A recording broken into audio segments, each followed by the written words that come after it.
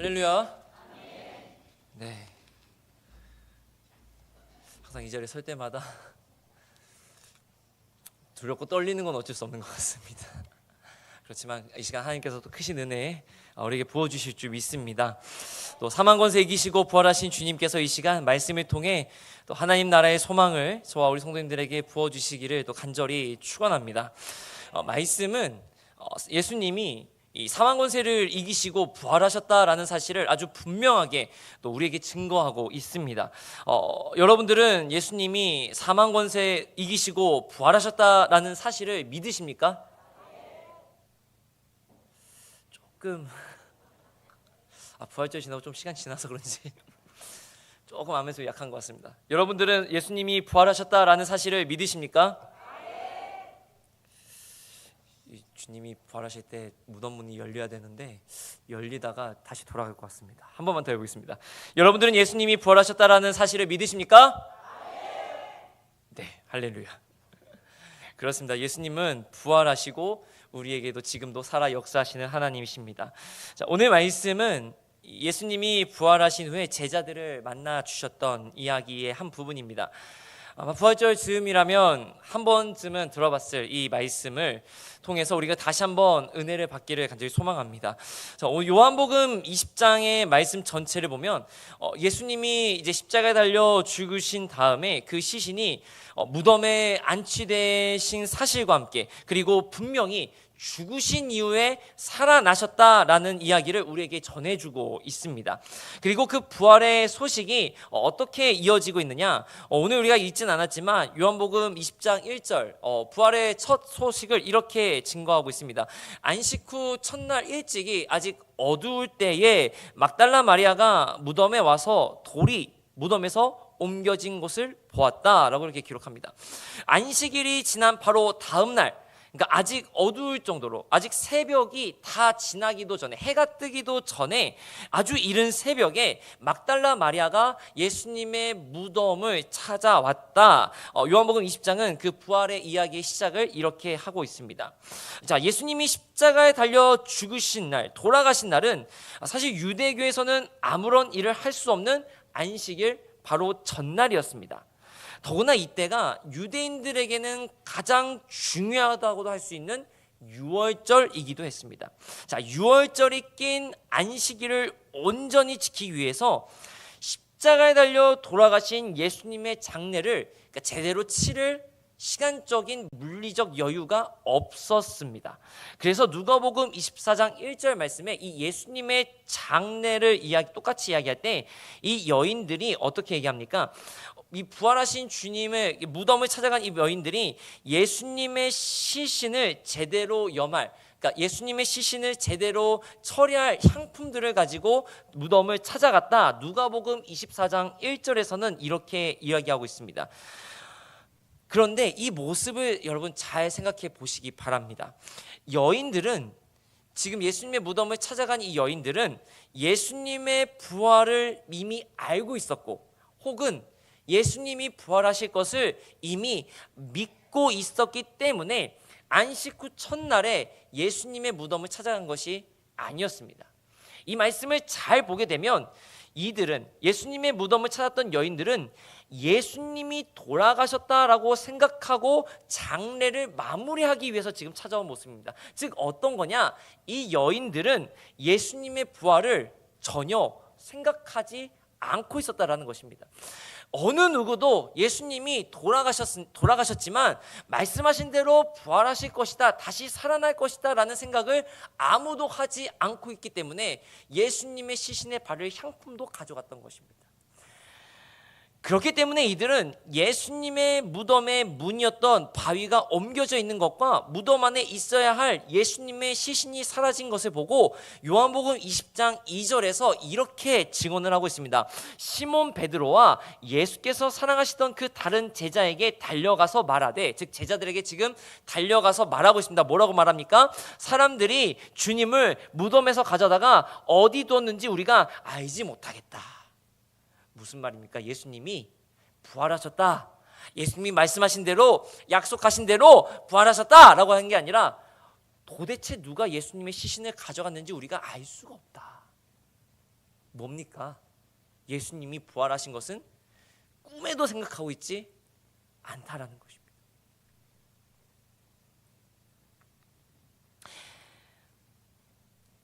그러면 제자들은 어떻게 반응을 했겠습니까?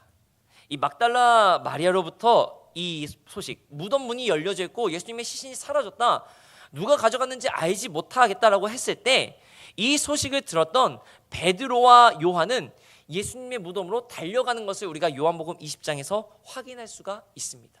그리고 이 둘은, 베드로와 요한은 예수님의 무덤이 비어 있는 것을 두 눈으로 보았습니다. 그리고 예수님의 빈 무덤을 목격했던 사도 요한은 직접 그때의 순간, 예수님의 무덤이 비어 있다라는 것을 목격했던 그 순간을 20장 8절에 이렇게 기록합니다. 그때야 무덤에 먼저 갔던 그 다른 제자도 들어가 보고 믿더라. 이게 무슨 말이냐?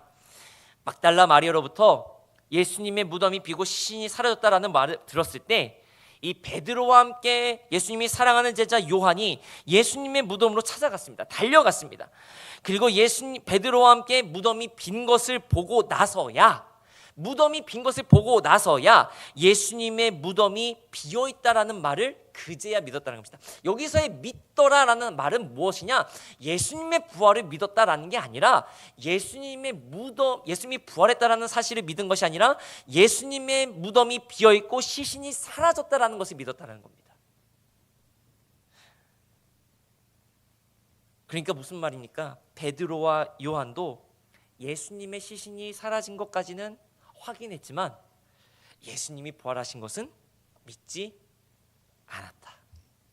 제자들인데도, 예수님의 제자들인데도 예수님이 부활하셨다라는 사실은 믿지 않았다라는 것입니다. 그래서 요한복음 20장 9절은 이렇게 말합니다. 그들은 성경에 그가 죽은 자 가운데서 다시 살아나야 하리라 하신 말씀을 아직 알지 못하더라. 말씀에 이미 죽은 자 가운데서 다시 살아나야 하리라 하는 이 말씀이 있음에도 불구하고, 예수님이 이미 약속의 말씀을 주셨음에도 불구하고, 내가 죽은 뒤에 십자가에 달려 죽은 이후에 3일 뒤에 다시 살아나실 것이다 라는 그 약속의 말씀을 이미 제자들에게 주셨음에도 불구하고 제자들은 그 사실을 까맣게 잊어버리고 믿지 않았다라는 것입니다.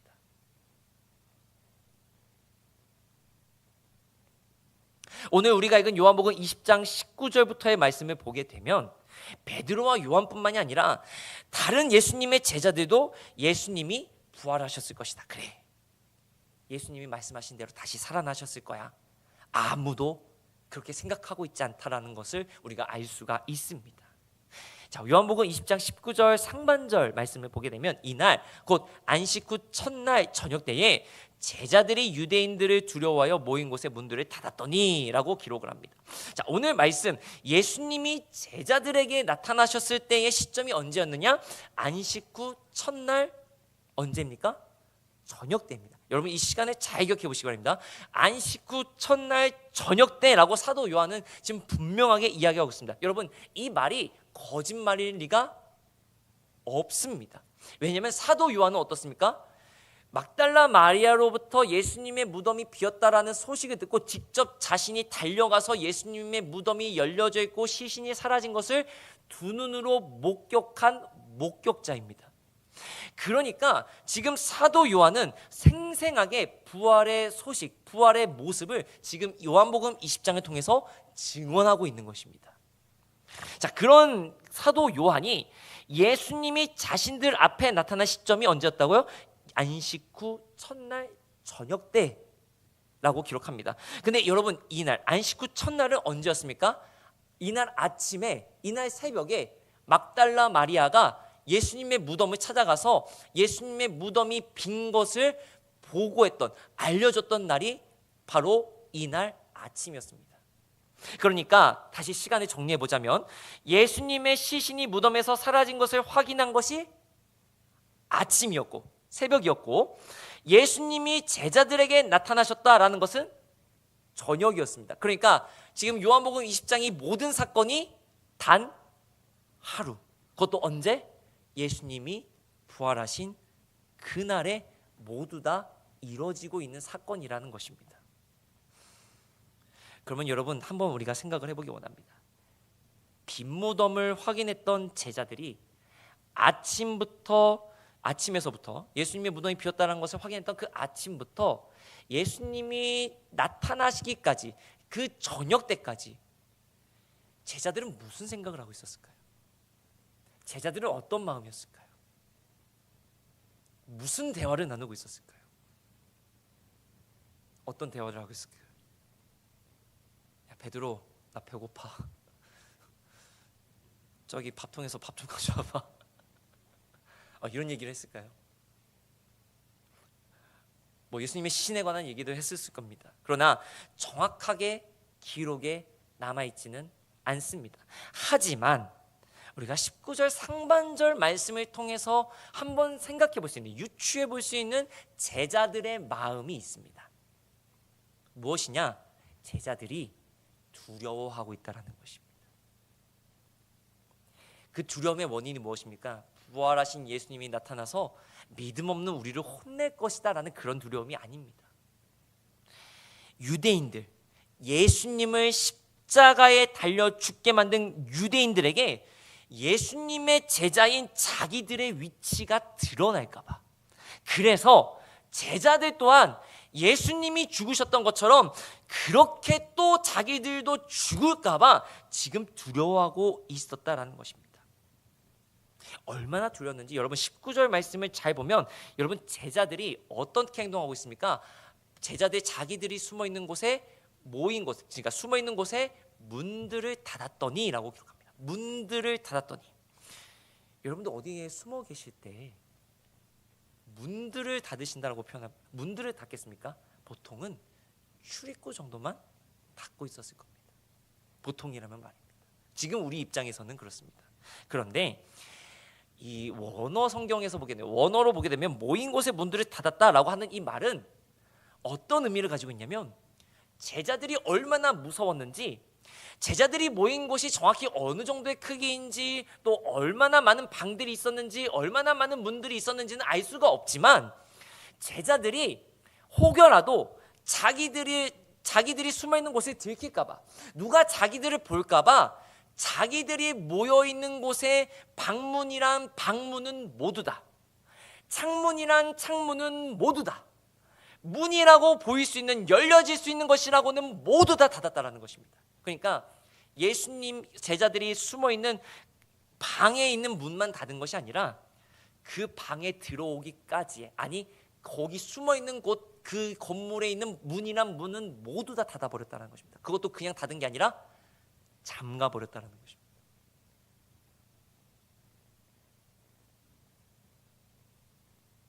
여러분 문이란 문을 다 잠궈버리면 아니 얼마나 어둡겠습니까? 아무것도 보이지 않는 깜깜한 어둠 속이었을 겁니다. 그저 촛불 좀 켜놓고 서로 얼굴만 확인하는, 두려움에 떨고 있는 그런 제자들의 모습을 우리가 이 19절 말씀을 통해 생각해 볼 수 있다는 것입니다. 얼마나 무서웠는지 건물 출입구만 닫아놓은 게 아니라 자기들이 숨어있는 곳에 들어오는 문이란 문들은 다 잠가버렸을 정도로 제자들은 지금 두려워하고 있습니다.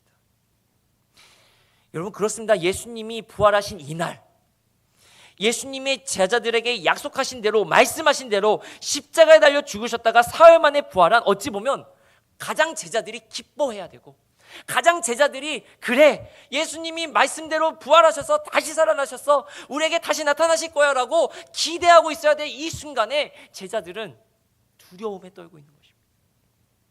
야 우리가 이렇게 숨어 있는데 누가 또 우리 보면 어떡하지? 야 베드로 창문 열지 마. 야 더워도 좀 참아. 문 열지 마. 참아. 그렇게 두려움에 떨고 있었다라는 것입니다. 여러분 두려워한다, 무서움이라는 감정이 드는 원인은 물론 상대방이 우리를 두렵게 하는 대상이 더 힘이 세고 강하기 때문에 두려운 것도 있지만 우리가 모르기 때문에 두려운 것도 있습니다. 정확하게 알지 못하기 때문에 두려운 것도 있습니다. 무지하기 때문에 두려움이 찾아올 때가 있습니다. 여러분 만약 제자들이 예수님의 부활을 확신할 수 있었다면, 예수님이 분명하게 살아나셨다는 것을 믿음으로 확신할 수 있었다면, 예수님의 부활의 순간을 두 눈으로 직접 목격할 수 있었다면, 여러분 이들은 아마 문들을 다 잠그지 않았을 겁니다. 잠글 이유가 없습니다. 왜? 예수님이 어떻게 죽으셨는데 다시 살아납니까? 어떻게 그런 사람이 있을 수 있겠습니까? 하나님의 아들이 아니고서야 어떻게 죽으셨다가 다시 살아날 수 있겠습니까? 그 예수님이 우리와 함께 하신다면 도대체 두려워할 게 뭐가 있겠습니까? 제자들이 이렇게 두려워하지 않았을 것입니다. 그런데 오늘 제자들의 이 모습은 무엇입니까? 예수님의 부활을 믿지 않고 있었다는 것입니다. 예수님이 부활하실 것이라는 사실을 꿈에도 생각하지 않고 있다는 것입니다. 이미 부활의 여명은 밝아왔는데, 예수님은 이미 부활하셔서 제자들 앞에 나타나시려고 이미 지금 하고 있는데, 제자들은 그저 두려움에 떨고 있었다라는 것입니다. 그래서 주님이 뭐라고 말씀하십니까? 요한복음 20장 19절 하반절 말씀에 예수께서 오사 가운데 서서 이르시되 너희에게 무엇이 있습니까? 평강이 있을지어다. 부활을 믿지 못해서 다시 살아나실 것이다라는 예수님의 약속의 말씀을 기억하지 못하고 믿지 못해서 두려움에 떨고 있는 것이 아니라, 그런 두려움에 떨고 있는 제자들에게 예수님이 하신 첫 마디는 무엇입니까? 너희에게 평강이 있을지어다. 이제는 두려워할 이유가 없다는 것입니다. 왜? 예수님의 부활이 이루어졌기 때문에. 모든 죄를 짊어지시고 그 죄의 대가인 죽음을 이미 치르시고 3일 만에 부활하신 주님이 바로 제자들 앞에 나타났기 때문에 이제 더 이상 제자들은 두려움에 떨 이유가 없다는 것입니다. 이제 그들이 받아야 될 것은 오직 하나님 나라의 평강이요 소망이라는 것입니다. 여러분, 제자들은 지금 헛것을 보거나 환상을 본 것이 아닙니다. 아까도 이 요한복음의 저자인 사도 요한이 이 부활의 확실한 증인이다라고 작품에 말씀을 드렸습니다. 예수님이 무덤이 비어있는 것까지 확인했습니다. 그리고 그 사도 요한이 지금 분명하게 무엇을 말하는 것입니까? 예수님이 부활하셨다. 내가 지금 헛것을 보고 잘못 본 것이 아니라 우리와 함께 하나님 말씀을 가르쳐 주시고 이적을 일으키시고 병자들을 고치시고 놀라운 소망을 주셨던 그 주님이 바로 내 눈앞에 살아 계셨다. 그 모습을 요한은 지금 증언하고 있습니다. 그것을 분명하게 증언하는데 20절 말씀에 이렇게 요한이 기록합니다. 이 말씀을 하시고 손과 옆구리를 보이시니 제자들이 주를 보고 기뻐하더라. 예수님이 십자가에 달려 죽으실 때 못 박혔던 손과 창에 찔린 옆구리를 보여주시면서 부활하신 주님, 자신들과 함께 계시면서 하나님 말씀을 전하고 놀라운 이적을 일으키셨던 그 주님이 바로 지금 내 눈앞에 살아계심을 보았습니다. 요한은 지금 증언하고 있는 것입니다. 더 나아가 예수님은 제자들에게 한 번 더 말씀하셨습니다. 우리 요한복음 20장 22절 말씀, 우리 한 목소리로 함께 봉독합니다. 시작. 이 말씀을 하시고, 아멘, 할렐루야. 제자들에게 숨을 내쉬며 이르시되 성령을 받아라. 앞서서 예수님이 이 21절, 이 앞에 바로 21절에 뭐라고 말씀하셨냐면, 예수께서 또 이르시되 너희에게 평강이 있을지어다. 아버지께서 나를 보내신 것 같이 나도 너희를 보내노라. 아버지께서 나를 보내신 것 같이 나도 너희를 보내노라. 즉 무엇입니까? 이제 제자들을 예수님을 통해 완성된 하나님 구원의 역사와 복음의 이야기를 전하는 사도들로 지금 제자들을 보낸다라는 것입니다. 예수님처럼 잡혀 죽을까 봐 두려워서 숨어있는 곳뿐만 아니라 거기 있는 문이란 문은 모두 다 잠가버리고 두려움에 떨고 있는 이 제자들 앞에 나타나셔서 어찌 보면 하나님 주님 예수님과 가장 가까운 가까웠다고 했음에도 불구하고 예수님이 약속하신 부활을 전혀 믿지 못하는 이 어리석은 제자들을 향해 예수님은 아버지께서 나를 보내신 것 같이 나도 너희를 보내노라. 부활의 증인, 복음의 전달자로 이 제자들을 보내고 있다라는 것입니다. 그런데 그 제자들이 보냄을 받을 때 가장 먼저 받아야 될 것이 무엇입니까? 성령을 받으라. 할렐루야. 예수님이 성령을 그냥 남아 도니까 주시는 게 아닙니다. 제자들이 뭔가 잘해서 주신 게 아닙니다. 제자들이 똑똑해서 주신 것도 아닙니다. 그저 이 제자들 부활의 소식 믿지 못하고 두려움에 떨고 있는 어두운 곳에서 누구에게 들킬까 봐 전전긍긍하고 있는 그 제자들에게 나의 복음의 일꾼으로 너희들을 아버지께서 나를 보내신 것 같이 너희를 보내노라. 그러기 위해 너희가 성령을 받아야 한다. 그리고 그 복음의 사명을 잘 감당하여라. 지금 예수님이 이야기하고 있습니다. 그래서 23절 말씀에 보면 예수님이 이렇게 성령을 받으라라고 말씀하신 후에 이렇게 말씀합니다. 제가 읽어드리겠습니다. 너희가 누구의 죄든지 사하면 사하여질 것이요 누구의 죄든지 그대로 두면 그대로 있으리라 하시니라. 이 말씀은 너네 용서하고 싶은 사람 용서해주고 용서하기 싫으면 용서하지 마, 이 말씀이 아닙니다. 너희에게 복음을 전하고 하나님 나라를 증거할 권한을, 사도의 권한을 너희에게 주겠다라는 말씀입니다. 하나님 나라를 증거할 수 있는 은혜를 주겠다라는 것입니다. 여러분, 우리는 어떻습니까? 이미 우리는 예수님이 부활하셨다라는 사실을 다 알고 있습니다. 이미 예수님은 2000여 년 전 십자가에 달려 죽으셨지만 분명하게 부활하셨습니다. 여러분, 이제는 예수님을 믿는 것이 밝혀지는 것을 두려워하는 때는 아닙니다. 제자들이 자신들이 예수님의 제자들이 자기들이 숨어있는 곳을 들킬까 봐 전전긍긍하는 것처럼 우리 지금 이 시대는 예수님 믿는다라고 해서 목숨을 빼앗기고 위협받는 그런 시대가 아닙니다. 그런 것을 두려워할 이유는 전혀 없는 그런 시대를 살아가고 있습니다.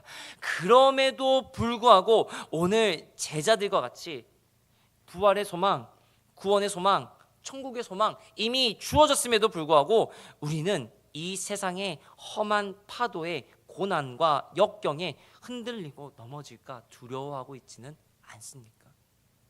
혹시 누가 내가 교회 다닌다는 걸 알까 봐, 혹시 내가 예수님을 믿는다라는 걸 누가 알까 봐, 그것이 혹시 부끄러워 전전긍긍하고 있지는 않았습니까? 숨어있는 곳의 문이란 문들은 모두 다 닫아버린 제자들과 같이 세상 가운데 주님의 부활과 함께 우리에게 주어지는 은혜와 사랑이 흘러올 문들을 모두 닫아버리고 우리는 그렇게 있지는 않았습니까? 저와 계신 우리 성도님들은 두려움에 사로잡혀 문을 닫아버리는 것이 아니라 은혜의 문을 활짝 열어둘 수 있기를 주님의 이름으로 축원합니다. 여러분, 우리 속회 모임은 문을 닫아버리는 것이 아니라 문을 열어버리는 은혜의 모임이 될 수 있기를 주님의 이름으로 축원합니다. 문이 닫혀 있어서 괴로워하는 심령이 있다면 우리의 모임을 통하여서 그 문들을 열릴 수 있는 놀라운 역사가 일어나기를 주님의 이름으로 축원합니다. 상처로 인해 닫혀진 문, 아픔으로 인해 닫혀진 문, 두려움으로 인해 닫았던 문들이 모두 다 열려지고 하나님의 은혜, 부활의 소망, 구원의 역사가 일어나는 우리 속회 모임이 될 수 있기를 주님의 이름으로 축원합니다. 그래서 우리 속회 모임들마다 오늘 주님이 제자들을 찾아오셨던 것처럼 주님께서 찾아오셔서 너희에게 평강이 있을지어다, 아버지께서 나를 보내신 것 같이 나도 너희를 보내노라, 성령을 받아라. 예수님이 말씀하시고 약속하시고 은혜를 부어주시는 우리 모든 속회 모임이 될 수 있기를 주님의 이름으로 간절히 축원합니다. 세상의 문들, 세상으로 인해 닫혀진 문들, 세상의 두려움으로 인해 닫았던 문들, 주님의 이름으로 부활의 소망으로 모두 다 활짝 열어젖히는 하늘의 은혜가 쌓을 곳이 없도록 채워지는 우리 모든 속회 모임 되시기를 주님의 이름으로 간절히 축원합니다. 기도하겠습니다.